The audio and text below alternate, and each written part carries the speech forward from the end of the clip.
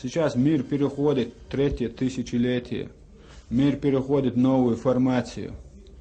И в мире, образно, как вот Горбачев говорил, у людей должно быть новое мышление, как он говорил. Понимаете, все меняется. Век прогресса. Сегодня один бандит может сесть к компьютеру, столько натворить, что целая армия не сделает. Надо нам переходить к новым отношениям и уважительно друг к другу относиться. Сегодня численность ничего не решает. Сегодня все должно решать добрая воля.